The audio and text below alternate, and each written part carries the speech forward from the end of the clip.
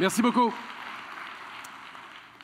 Je vais vous présenter un PowerPoint. J'imagine que je dois peser dessus à un moment donné, ou ça va partir à un moment donné, pour vous faire le bilan. Il vous a déjà été un peu fait. Le bilan du premier mandat de Philippe.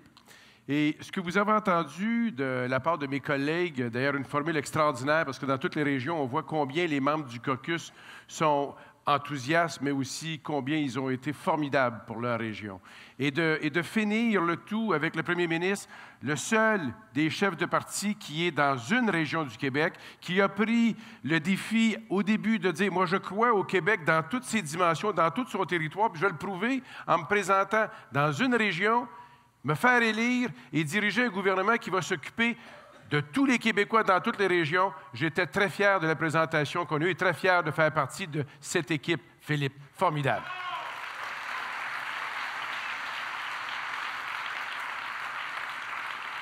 Alors, ce premier mandat, c'est un mandat sous l'angle d'un grand élan économique. Je pense que lorsque vous rencontrez des gens dans vos comtés et lorsque vous allez faire la campagne durant l'été, personne ne va nier que nous sommes, depuis 2014, dans une période où on connaît un grand élan économique.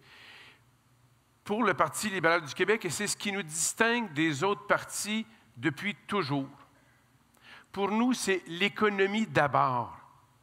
Et parce que c'est l'économie d'abord, tout devient possible par la suite. Tout ce qu'on peut faire pour le Québec, tout ce que vous avez entendu de mes collègues, tout ça est possible parce qu'on s'occupe de l'économie d'abord. Avec l'économie, quand ça va bien, on peut revoir le fardeau fiscal. On peut baisser la dette. On peut donner plus de services aux familles. Mais si l'économie n'est pas de notre côté, on ne peut pas baisser les impôts. On les augmente. On ne peut pas payer plus de dettes. On emprunte plus. Puis les services aux familles, ils goûtent. Ce qu'on a fait, c'est qu'on s'est occupé de l'économie. Et avec ça, tout devient possible. Occupé de l'économie, mais il faut quand même le dire, le premier ministre avait avec lui et Martin et Carlos qui ont fait un grand ménage dans la façon dont on opérait. Ça, il faut le retenir. 2014, on est arrivé avec 7 milliards de trous.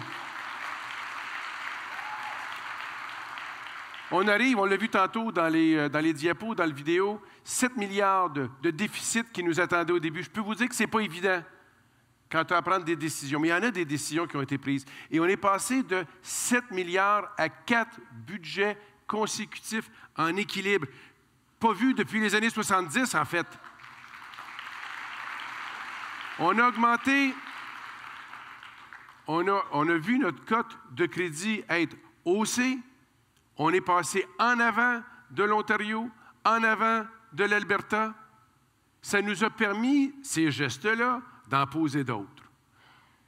On a commencé à payer la dette, pas juste les intérêts, rembourser la dette. Ça, c'est ce qui est commencé. Ce qui est commencé grâce au paiement de dette, grâce à la cote de crédit qui est révisée. On a des économies de 1,1 milliard. Ça veut dire quoi? Plutôt que donner 1,1 milliard de plus à des banques à New York, on a dit on va le donner aux Québécois. C'est ça qu'on a fait.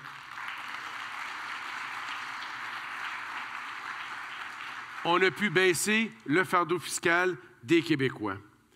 On a donc baissé la dette. On a pu voir notre fardeau fiscal réduit et on a pu augmenter les services. On en a parlé tantôt. 1,1 million de Québécois de plus ont un médecin de famille maintenant. 40 supercliniques, je pense que c'est 42 en fait, pour diminuer l'attente dans les urgences. S'il y en a qui vous parlent, là, qui veulent réduire l'attente dans les urgences, puis qui ne nous disent pas comment, moi, je vais vous dire comment est-ce qu'on le fait. On met des supercliniques partout, les P4 puis les P5 sortent des urgences, ils vont dans les supercliniques, puis tu attends moins longtemps dans les urgences. Ça, c'est ce qu'on a fait, qu'on est en train de faire. Alors, s'il y en a d'autres qui vous proposent d'autres choses, regardez ça comme il faut.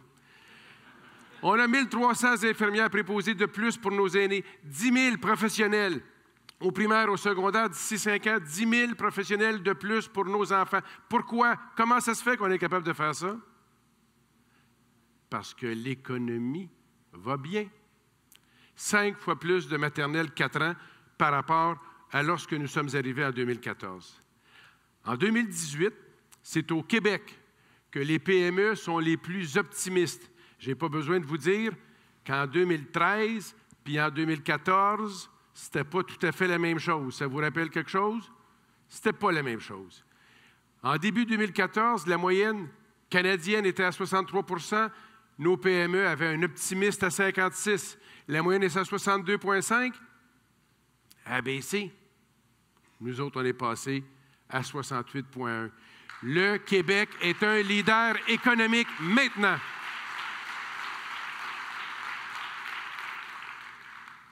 Évidemment, ça a des conséquences. On est plus prospère. Le taux de chômage est en baisse, on l'a beaucoup dit. On est passé de la 6e place à la 2e place. On est maintenant leader pour l'augmentation des salaires au Canada. Alors, quand les gens vous disent « Oui, mais là, il y a plus de monde qui travaille, c'est correct, mais ce n'est pas des bons emplois. » On est les leaders pour l'augmentation des salaires au Canada. Variation sur 12 mois de la rémunération hebdomadaire moyenne par province. Alors, regardez ça, là, puis dites-moi, c'est quoi la province qui est en haut, qui est leader, qui est numéro 1? C'est le Québec de Philippe Couillard. C'est nous autres, ça.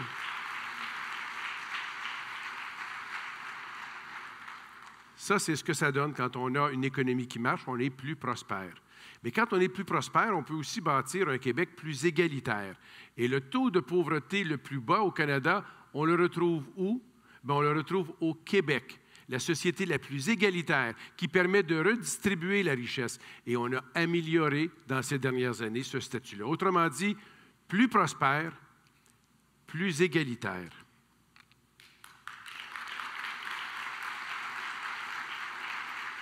C'est des chiffres que vous connaissez. Je ne m'arrête pas plus longtemps là-dessus, sauf peut-être le premier. Parce que des objectifs, on en a, on les atteint, mais quand on les atteint avec 1 an d'avance, d'habitude, ça devrait nous valoir des grandes manchettes. Je veux juste vous dire, c'est normal dans notre système, dans tous les systèmes politiques à travers le monde. Les bonnes nouvelles, des fois, c'est nous qui devons en parler.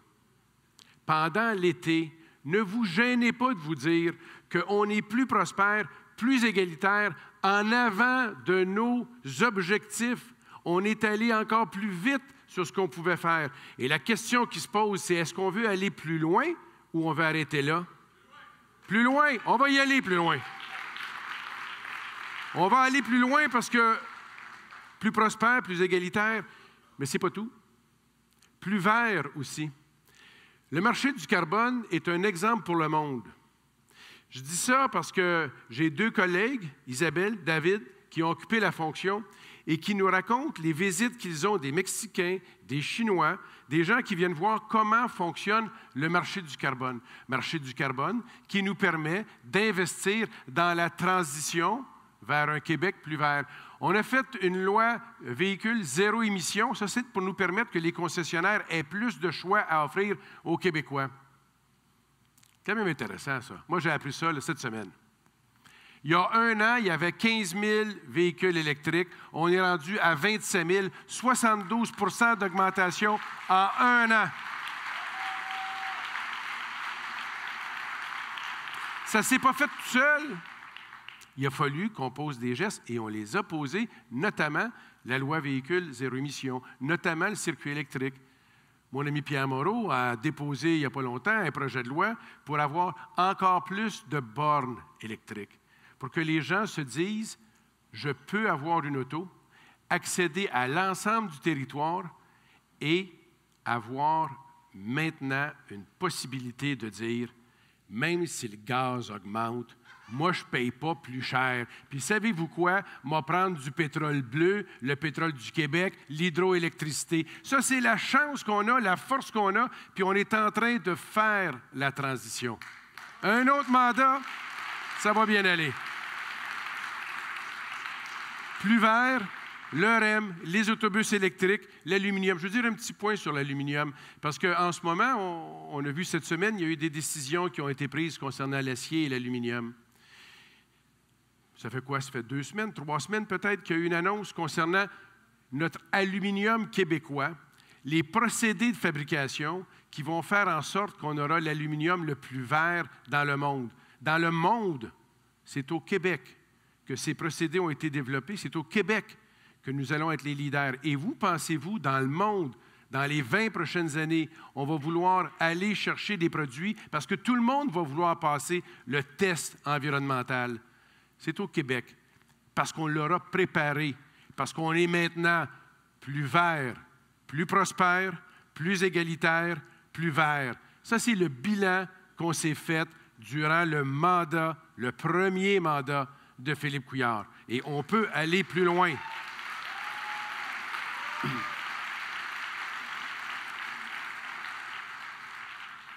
On a un choix maintenant. On a fait un bilan.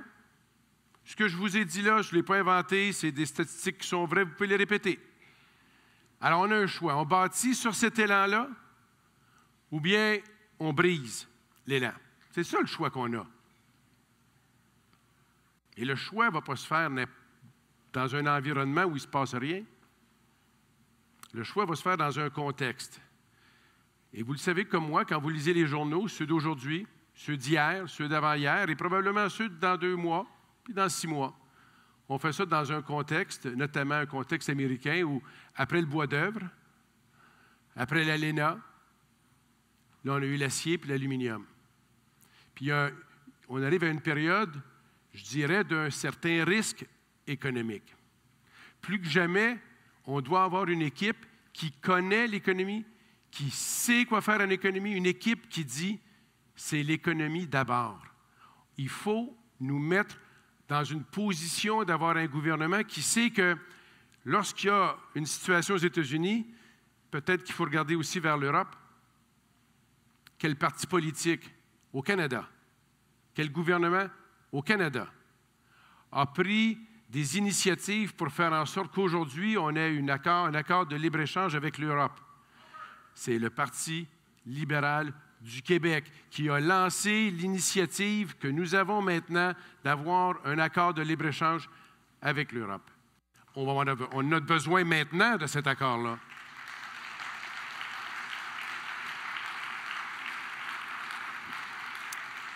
Je vais faire une petite parenthèse pour me faire plaisir, si vous me le permettez. Il n'y a pas juste l'Europe. Il y a un marché économique dans lequel on est, nous, le Québec, dans le Canada. Savez-vous qu'on vend plus au Nouveau-Brunswick qu'à la France? Savez-vous qu'on vend plus à la Colombie-Britannique qu'à la Chine?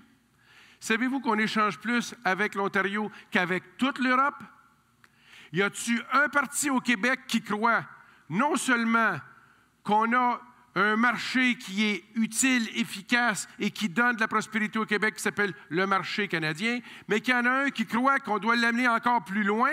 Il y en a juste un parti, c'est le parti dans lequel Philippe Couillard nous a amenés à nous réunir. Et il faut continuer ce travail-là.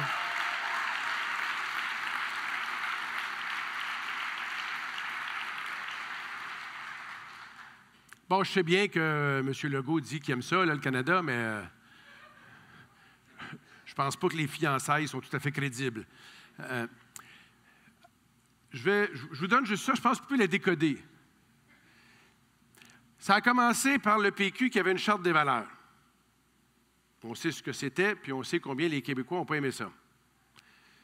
M. Legault, il dit, moi, je vais m'amener ça un petit peu plus loin. Je vais faire passer des tests des valeurs, puis je vais les expulser. On parle de qui, là? On parle de ceux qui viennent amener plus de prospérité au Québec. On a besoin, ce n'est pas un problème de chômage qu'on a, on a un problème de travailleurs.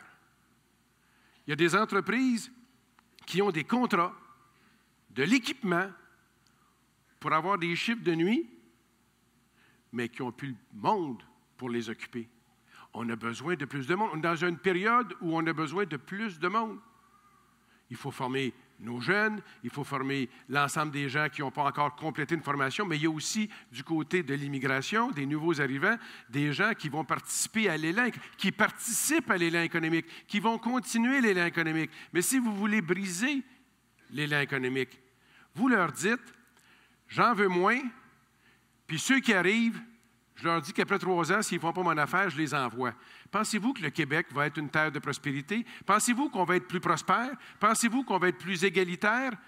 avec François Legault? Lui, il propose de briser l'élan économique. Et pendant l'été, n'oubliez pas de dire aux Québécois que le choix, c'est l'élan ou briser l'élan. C'est ça qu'il nous propose. Est-ce qu'on peut croire François Legault? Bon, je m'en doutais que vous diriez ça, là. Mais on va se donner des facteurs un peu plus objectifs que juste ce qu'on pense nous autres. Il nous a annoncé, il n'y a pas longtemps, que son projet économique, c'est de faire la baie James du 21e siècle. Bon, je n'ai pas besoin de vous dire que... pas nécessairement besoin, mais sur le fond, ce n'est pas plus important qu'il faut. Ce que je vous dis là, c'est qu'il était clair, il a fait des engagements très solides. Moi, ce que je pense, c'est qu'on a besoin d'une baie James du 28... C'est mon grand plan. Et pas longtemps après, il nous a dit, finalement, pas tout de suite. Faire des barrages, on va faire développer l'économie du prochain mandat, mais on va les faire dans 3 ou 4 mandats seulement. Peut-on le croire? Je vous pose la question. M. Legault a promis un 3e lien dans un premier mandat. Le maire de Québec a réagi rapidement, ça arrive. Ouais, généralement très bien, d'ailleurs. Un 3e lien dans le mandat. Et ce qui a valu à notre ami Éric Kerr de dire ceci, et je cite, « Je veux dire, on n'est pas des génies. »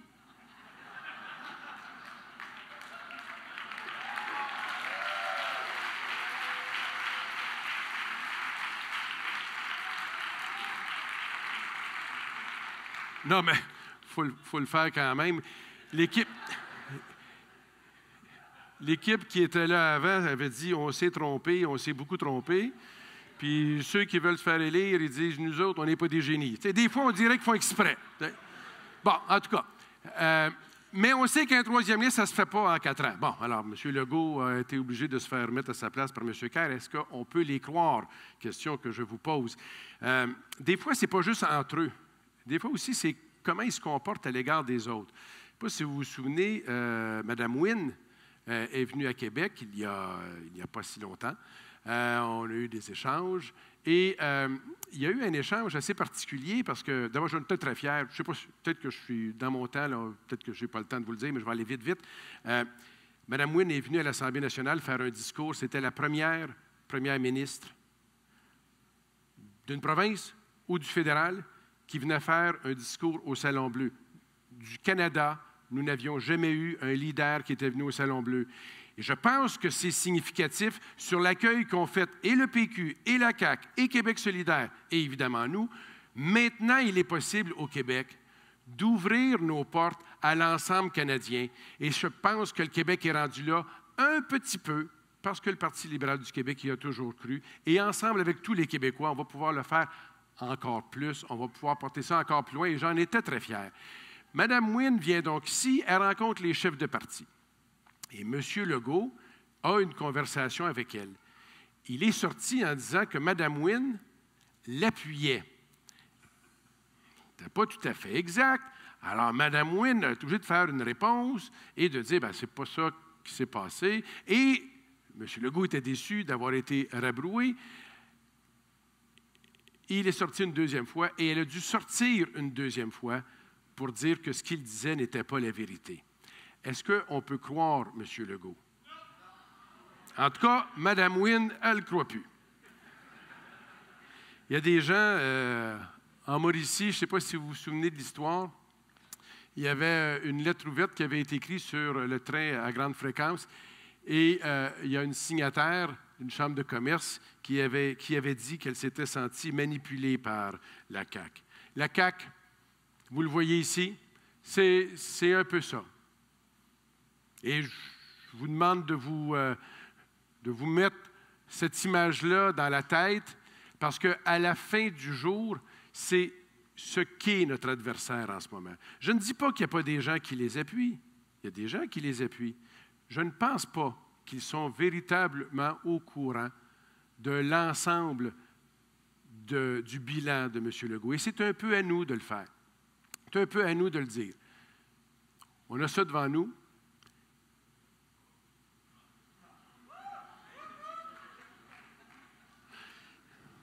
Des fois, ils se contredisent entre eux.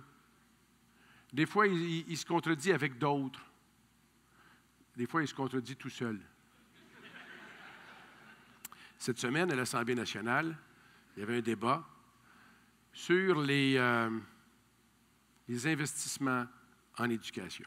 Je tiens à vous dire ceci, le 7 milliards qui est passé à 4 budgets équilibrés, 7 milliards de déficit 2014 à 4 budgets équilibrés, je dis « on » parce que je suis fier d'être dans l'équipe, mais franchement, c'est Martin, c'est Carlos, c'est Philippe qui ont réussi ça. Nous avons été capables de ne pas couper les budgets. Est-ce qu'il a fallu retenir les hausses? Bien sûr. Mais est-ce qu'il y a eu des coupures de budget? La réponse, c'est non. Mais on se fait reprocher cette semaine des coupures de budget, ce qui n'était pas vrai. Et la personne qui l'a faite, je vais vous la faire entendre, vous allez avoir d'elle-même la force de ses convictions. Mais ça prendrait du son. Si c'est possible d'avoir du son. Une chose qui était souhaitable pour tous les jeunes du Québec, M. le Président. On ne peut pas, d'un côté, travailler pour l'avenir des jeunes dans nos écoles et continuer à leur laisser un déficit annuel important. Maintenant, jamais je ne couperai. Je veux le dire aux Québécois, si vous votez pour la CAQ, jamais on coupera dans les services aux enfants qui ont des difficultés d'apprentissage. Dans la première vidéo, le premier moment de 1999, quand il est ministre de l'Éducation, il se lève avec toute la force de sa jeunesse. Et il nous dit, on a coupé, mais c'était pour équilibrer, pour la jeunesse. Moi, je sais que pour la jeunesse, on a fait un fonds de génération. Moi, je sais que pour la jeunesse, ce qu'on est en train de faire, c'est de rembourser la dette. Réellement, c'est ça qu'on est en train de faire. Et qu'il n'y a pas eu de coupure. Ce que je sais, c'est que cette semaine, la main sur le cœur, avec force et conviction, il a voulu me faire croire que lui, il n'allait pas couper. Pourtant, je sais que lui a coupé. Et je sais que ses convictions, elles ne durent pas tellement longtemps. Et je repose la question, est-ce qu'on peut le croire? Lui qui dit le changement est nouveau, ça fait 20 ans qu'il est en politique. Vous avez vu les images tantôt? Ça fait 20 ans qu'il est là. C'est ma collègue Marie Montpetit qui me faisait voir cette semaine que 62 de 66 députés actuels du Parti libéral ont été élus après François Legault. Et en fait, les 5 dernières élections, je mets de côté celle de 98, où le Parti québécois a gagné, mais que les libéraux ont eu plus de votes. Je la mets de côté. Les Québécois lui ont toujours dit non aux 5 dernières occasions. C'est vrai quand il dit que ça fait 15 ans qu'on est là, parce que ça fait 15 ans qu'ils ne veulent pas des autres. Ça fait 15 ans que lorsqu'arrive le moment du choix, le moment des campagnes, on se dit qui est le mieux placé pour s'occuper de l'avenir du Québec. Le choix qu'on a à faire durant les prochaines semaines, les prochains mois, le choix que les Québécois ont à faire, c'est est-ce qu'on bâtit sur l'élan économique ou on brise l'élan économique? Est-ce qu'on choisit un Parti libéral du Québec qui rassemble ou une coalition qui divise? Une coalition qu'on ne peut jamais trop croire, alors que nous, on a un bilan des 4 dernières années qui prouve qu'on a fait ce qu'on a dit qu'on allait faire en 2014. Le choix, je crois, c'est que nous soyons ensemble, tous les Québécois, dans toutes les régions, qu'on choisisse l'économie d'abord et qu'avec ça, tout devienne possible. C'est le choix qu'on a à faire, c'est la campagne qu'on a amenée, c'est le travail qu'on a à faire tous ensemble, et je vous le dis avec le plus de conviction possible, le 1er au soir. Moi, je sais où je vais être le 1er au soir. Je ne serai pas loin du comté de Roberval. Puis je ne serai pas loin du premier ministre du Québec. Puis le 1er au soir, on va se dire avec tous les Québécois, le Québec continue de grandir, le Québec sera encore plus prospère, plus égalitaire, plus vert, et il sera libéral majoritaire. Merci beaucoup.